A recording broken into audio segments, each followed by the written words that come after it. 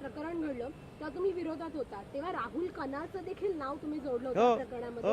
त्यांनी तुम्हाला नोटीस देखील पाठवली होती माफी मागण्याची. आता तुम्ही त्यांचं नाव या संपूर्ण प्रकरणामध्ये घेत नाही आहात. घेतोय. तुम्ही विचारला त्याच्या संदर्भात प्रश्न. आता तेच विचार. हा, राहुल कनालकडे जी माहिती आहे राहुल कनालनी द्यावी. मी त्याला भेटून सांगितलेलं आहे, बाबा तू अगर त्या प्रकरणामध्ये तेव्हा होता असं माझा आधी म्हणणं आहे, तर तुम्ही माहिती दे.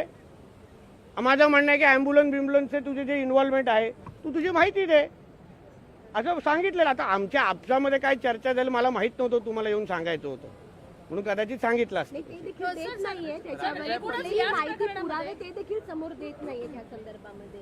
आता त्याचं अजूनपर्यंत जुनं प्रेम मग गेलं नसेल सर याच प्रकरणात आदित्यावर. आता जुनं प्रेम तर सर याच प्रकरणामध्ये आदित्य ठाकरे यांच्यावर ड्रग्सचा देखील आरोप केलेला आहे की ड्रग्सच्या व्यवसायामध्ये त्यांचा थेट संबंध आहेत.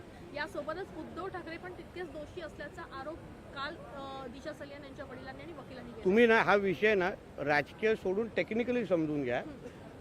जे काही ते निलेश ओझा नावाचे वकील काय बोलतायत त्यांच्याकडे स्पेसिफिक चॅट आहे. चॅटमध्ये रिया चतुर्वेदी आणि आदित्य ठाकरेच्या मध्ये ड्रग्सच्या लेण्या देण्याबद्दल सप्लायबद्दल झालेले चॅट आहेत. ते पुरावे त्यांच्याकडे आहेत आणि ते पुरावे ते कोर्टामध्ये सादर करणार आहेत.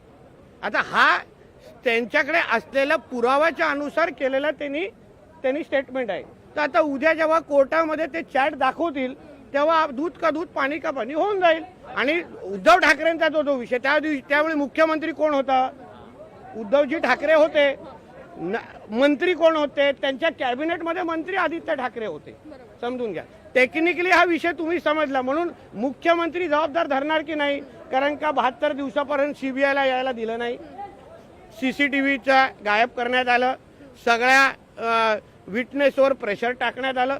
ह्या सगळ्याच्या नैतिक आता सचिन वाजेंनी किंवा परमवीर संबंधित जे पत्र लिहिलं तेव्हा त्यांनी काय लिहिलेलं पत्रामध्ये? मी मुख्यमंत्री उद्धव ठाकरेंना अवगत केलं होतं, सांगितलं होतं. म्हणजे त्याच्यामुळे उद्धव ठाकरे ते जबाबदार धरतायत. निलेश ओझा जे वकील आहेत निलेश ओझा त्यांच्यावरती देखील आरोप झाले होते, त्यांच्यावरती कायद्यानेच कारवाई केली होती, मात्र तेच आता ही केस लढतायत. कुठेतरी मुद्दामून हे केलं जात असं म्हटलं जात आहे. माझं काय म्हणणं आता ते तुम्ही त्यांना विचारलं पाहिजे ना. मी काय त्यांचं वकील पत्र घेऊन इथे उभा नाहीये. निलेश ओझांनी त्यांची बाजू तुमच्या समोर मांडली पाहिजे.